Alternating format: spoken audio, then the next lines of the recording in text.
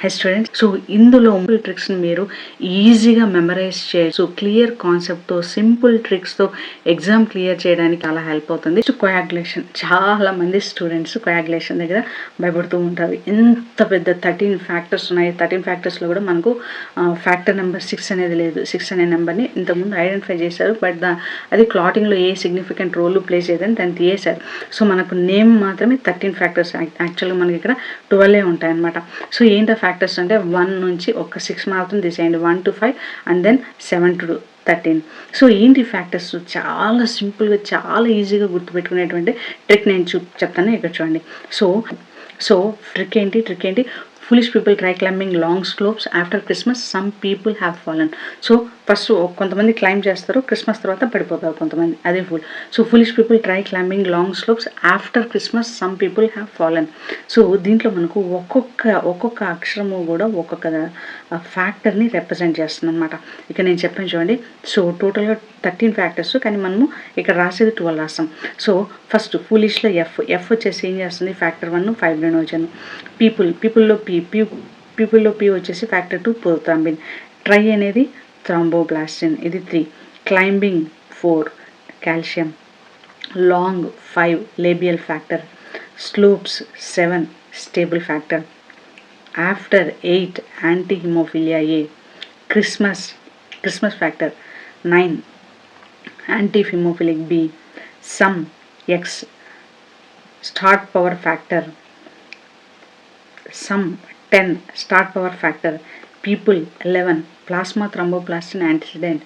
Have 12 Hageman factor. Fallen 13 fibrin stabilising factor.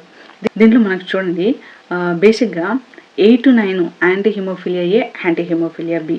So 9 వచ్చేసి 8 to 9 anti haemophilia A, anti haemophilia B. Next last one వచ్చి fibrin stabilising factor. ఇక్కడ చూడండి 12th one వచ్చేసి Hageman factor. ఇవి గుర్తుంటాయి. So 8 to 9 anti haemophilia A, anti haemophilia B. Last 13th factor fibrin stabilising factor. 12th factor వచ్చేసి Hageman factor. మనకి ఇక్కడ 4th factor calcium. ఇది చాలా ఈజీగా గుర్తుంటుంది. 1 to 3 వచ్చేసి fibrinogen, prothrombin, thromboplastin. Fibrinogen, prothrombin, thromboplastin ఇవి గుర్తుంటాయి. ఇంకా గుర్తు లేని ఫ్యాక్టర్స్ ఏమంటారా? ఈ 10, ఈ 5, 7 ఈ 3 ఫ్యాక్టర్సే గుర్తుండవు. వీటిని కొంచెం ఈ ట్రిక్తో, ఏ trick? Foolish people try climbing long slopes after Christmas, some people have fallen. ఈ ట్రిక్తో మీరు గుర్తుపెట్టుకోండి. So fibrinogen, prothrombin, thromboplastin, calcium, లేవియల్ factor, stable factor, anti haemophilia A, anti haemophilia B, Stuart Prower factor, plasma thromboplastin, Hageman factor, fibrin stabilising factor. So foolish people try climbing long slopes after Christmas, some people have fallen. So ఈ 13 ఫ్యాక్టర్స్ని ఈ ట్రిక్తో ఒక 2-3 సార్లు రాసి practice చేయండి. Just minimum 10 minutesలో మీకు 13 factors మీకు నోటికి వచ్చేస్తాయి. సో ఫస్ట్ 4 మనకి చాలా చాలా ఈజీ. 4th వన్ వచ్చి కాల్షియం, దాన్ని వదిలేయండి. First one fibrinogen, second one prothrombin, third one వచ్చేసి థ్రాంబోప్లాస్టిన్. ఇప్పుడు మనకు 8 to 9 చూసినట్టయితే anti haemophilia A, anti haemophilia B. Last 13th one వచ్చేసి fibrin stabilising factor. 12th one వచ్చేసి హ్యాగ్మన్ ఫ్యాక్టర్. ఇంకా మనకు గుర్తుండాల్సినవి ఏంటి? ఈ 5 and 7 and as well as 10 and 11. ఈ ఫ్యాక్టర్స్ గుర్తుపెట్టుకున్నట్లయితే క్లాటింగ్ని ఈజీగా రాసేయచ్చు. మీకు వీటిల్లో నుంచి 1 స్టేట్మెంట్ లేదా అజంప్షన్ అనేది ఈజీగా వస్తుంది. 1 మార్క్ అనేది మీ చేతిలో ఉంది. జస్ట్ మీరు 10 minutes కానీ కష్టపడ్డారంటే. సో ఇప్పుడు చూడండి, ఇది సేమ్ అనమాట. కాకపోతే ఇక్కడ చాలా ఇంపార్టెంట్ చూడండి. యాంటీ హిమోఫిలియా ఏ, ఇప్పుడు నేను చెప్పాను కదా 8 and 9 అనేవి యాంటీ హిమోఫిలియా ఏ. ఒకవేళ ఫ్యాక్టర్ 8 అనేది డెఫిషియన్సీ వచ్చిందనుకోండి, హిమోఫిలియా ఏ వస్తుంది, అంటే హిమోగ్లోబిన్ లెవెల్స్ పడిపోతాయి అన్నమాట. సో 9 అనేటువంటి ఫ్యాక్టర్ డెఫిషియన్సీ వచ్చిందనుకోండి, హిమోఫిలియా బి అనేటువంటి ప్రాబ్లం వస్తుంది. హిమోఫిలియా ఏ వచ్చేసి 8th, హిమోఫిలియా బి వచ్చేసి 9, హిమోఫిలియా ఏ వచ్చి 8, హిమోఫిలియా బి వచ్చేసి 9 అనమాట. సో ఇలా గుర్తుపెట్టుకోండి. సో దీన్ని ఒక 2-3 సార్లు రాయండి, మీకు ఇమ్మీడియట్గా ఇప్పుడే గుర్తుండిపోతుంది. So next role of calcium. ఇది చాలా చాలా ఇంపార్టెంట్. కాల్షియం అనేది ఫ్యాక్టర్ నెంబర్ 4 కదా. కాల్షియం అనేది ప్రతి ప్రతి ఒక్క రియాక్షన్కి కావాలి. సో సింపుల్గా మీరు గుర్తుపెట్టుకోవాలంటే calcium is required for every clotting step. Calcium is common అని గుర్తుపెట్టుకోండి. కాల్షియం ఈజ్ కామన్ అంటే ప్రతి ఒక్క స్టెప్కి కాల్షియం ఉండాలి. కాల్షియం లేకపోతే ఆ స్టెప్ అనేది జరగదు. క్లాటింగ్ ప్రాసెస్ చెప్తున్నాం. నెక్స్ట్ విటమిన్ కే అనేది మనకు చాలా చాలా బ్లడ్ క్లాటింగ్కి చాలా ఇంపార్టెంట్ అని నేర్చుకున్నాం. ఈ కే ఏం చేస్తుంది అంటే కే అనేది ఫ్యాక్టర్స్ 2, 7, 9, 10 వీటి యొక్క సింథసిస్కి కావాలి. అంటే సింపుల్గా గుర్తుపెట్టుకోండి. 1972లో 19ని 10 + 9గా రాసుకోండి. ఓకేనా? అంటే 10th ఫ్యాక్టర్, 9 ఫ్యాక్టర్, 7, 2, 10, 9, 7, 2 ఈ నాలుగిటికి కూడా ఏం కావాలి? నాలుగిటి సింథసిస్కి కూడా కే అనేటువంటి విటమిన్ కావాలి. 1972 కే ఈజ్ రిక్వైర్డ్ ఫర్ 1972 అంటే ఫ్యాక్టర్ 10, ఫ్యాక్టర్ 9, ఫ్యాక్టర్ 7, ఫ్యాక్టర్ 2 యొక్క సింథసిస్కి కే కావాలి. అన్ని స్టెప్స్ కూడా ఏ క్లాటింగ్ స్టెప్ పర్ఫామ్ చేయాలన్నా కూడా దానికి కాల్షియం అనేది కంపల్సరీగా ఉండాలి అని గుర్తుపెట్టుకోండి. ఇప్పుడు నెక్స్ట్ మనం చూసినట్లయితే క్లాటింగ్ సీక్వెన్స్, ఏ విధంగా బ్లడ్ అనేది క్లాట్ అవుతూ వస్తుంది. ఇది చాలా చాలా చాలా ఈజియెస్ట్ ట్రిక్తో మీరు గుర్తుపెట్టుకోవచ్చు. సో ఇప్పుడు మనం ఇల్లు కడుతున్నాం అనుకోండి. ఇల్లు కట్టాలంటే ఫస్ట్ ఎవరు కావాలి? దానికి ఒక వర్కర్ కావాలి. సో గోడ కట్టాలి అంటే దానికి సిమెంట్ కావాలి. సిమెంట్ ఒకటే సరిపోతుంది, బ్రిక్స్ కావాలి. బ్రిక్స్ ఆ తర్వాత సిమెంట్ బ్రిక్స్ కలిపి ఒక వాల్ కడతాం. దాన్ని బ్రిక్స్ టర్నింగ్ సాలిడ్ అంటాం, లేదా ఒక వాల్ అని గుర్తుపెట్టుకోండి. వీళ్ళందరినీ సూపర్వైజ్ చేయడానికి ఒక వ్యక్తి కావాలి. అంటే ఒక కాంట్రాక్టర్ కానీ ఒక మ్యాన్సన్ కానీ ఎవరో ఒకరు కావాలన్నమాట. సో ఈ 5 కాంపోనెంట్స్ మనం ఒక ఇల్లు కట్టడానికి కావాలి. సేమ్ బ్లడ్ క్లాటింగ్ కూడా వీళ్ళే కావాలి. సో వర్కర్ వచ్చేసి థ్రాంబోప్లాస్టిన్. సో సిమెంట్ మిక్సర్ ఇదంతా కలిపి కాల్షియం అనమాట. బ్రిక్ లేయర్, బ్రిక్స్ ఉంటాయి కదా, ఈ బ్రిక్స్ అన్నింటినీ కూడా థ్రాంబిన్ అంటాం. తర్వాత బ్రిక్స్ అంటే ఒక వాల్ అనేది, ఇవన్నీ కలిపి ఒక వాల్ కడతాం కదా, ఆ వాల్నే మనం ఏమంటాము ఇక్కడ ఫైబ్రిన్ అనేసి అంటాం. సో లాస్ట్ వీళ్ళందరినీ సూపర్వైజ్ చేస్తానికి ఒక వ్యక్తి కావాలి. ఈ సూపర్వైజర్ని మనం ఏమంటాము ఫ్యాక్టర్ 13 ఫైబ్రిన్ స్టెబిలైజింగ్ ఫ్యాక్టర్ కావాలి. సో సింపుల్ వర్కర్ ఎవరు? థ్రాంబోప్లాస్టిన్. వర్కర్ వచ్చి థ్రాంబోప్లాస్టిన్. సిమెంట్ మిక్చర్ ఎవరు? కాల్షియం. బ్రిక్ లేయర్ ఎవరు? థ్రాంబిన్.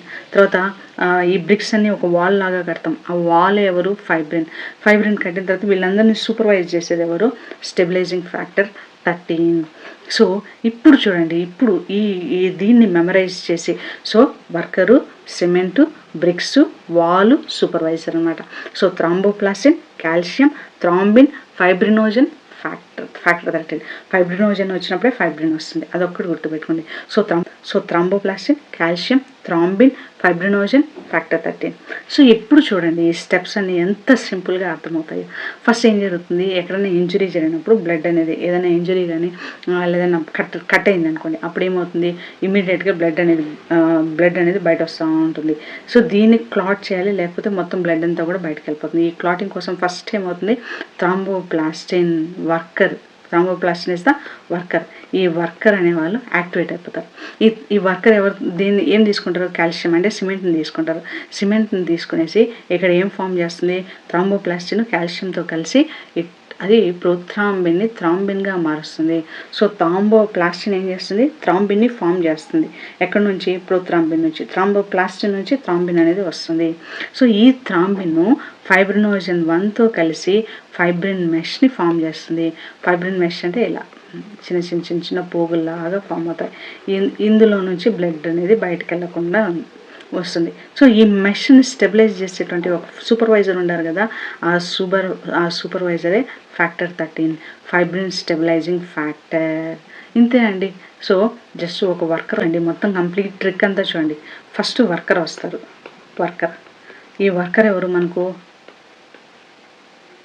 థ్రాంబోప్లాస్టిన్. ఇతను ఏం తీసుకుంటాడు? సిమెంట్ తీసుకుంటాడు. అంటే ఏం చేస్తాడు? కాల్షియం తీసుకుంటాడు. కాల్షియంతో పాటు ఇతనికి ఇంకేం కావాలి? బ్రిక్స్ కావాలి. ఈ బ్రిక్స్ థ్రాంబోప్లాస్టిన్ కాల్షియంతో కలిసి ఇది ఏం చేస్తుంది? ప్రోథ్రాంబిన్ని థ్రాంబిన్గా మారుస్తుంది. ఈ బ్రిక్స్ థ్రాంబిన్. ఇప్పుడు ఒక పెద్ద వాల్ కట్టాలి. అవుతుంది ఫైబ్రిన్. ఈ వాలే మనకు ఫైబ్రిన్ మెష్. ఇప్పుడు దీన్నంతా సూపర్వైజ్ చేసేది ఎవరు? Factor 13. Fibrin stabilising factor. So ఇంతేనండి, సింపుల్. కాకపోతే ఇక్కడ మనకు థ్రాంబిన్ అనేది ఎక్కడి నుంచి వస్తుంది? ప్రోథ్రాంబిన్ నుంచి వస్తుంది. ఫైబ్రిన్ ఎక్కడి నుంచి వస్తుంది? ఫైబ్రిన్ అనేది మనకు ఫైబ్రినోజన్ నుంచి వస్తుంది. చాలా simple. Thromboplastin calcium thrombin form చేస్తాయి. ఈ థ్రాంబిన్ ఫైబ్రినోజన్తో కలుస్తుంది, ఫైబ్రిన్ మెష్ని ఫామ్ చేస్తుంది. దీనికి ఫైబ్రినోజన్ స్టెబిలైజింగ్ ఫ్యాక్టర్ అనేది సూపర్వైజర్గా ఫంక్షన్ చేస్తుంది. ఇంతేనండి. సో ఫ్యాక్టర్స్ నేర్చుకునేసాము, నెక్స్ట్ క్లాటింగ్ ప్రాసెస్ని నేర్చుకునేసాం. అంత సింపుల్. సో ఈ సిమెంటు, బ్రిక్, వర్కరు, సూపర్వైజరు, ఈ వాల్, ఈ సింపుల్ ఈ కాన్సెప్ట్ మీరు బ్రెయిన్లో గుర్తుపెట్టుకోండి. సీక్వెన్స్ అనేది దానంతటా అదే గుర్తొచ్చేస్తుంది. అది చాలా సింపుల్ ట్రిక్ అనమాట. To my YouTube channel. Next మీకు ఏ టాపిక్ మీద ట్రిక్స్ కావాలో కమెంట్ రూపంలో తెలియజేయండి. Okay, thank you for watching.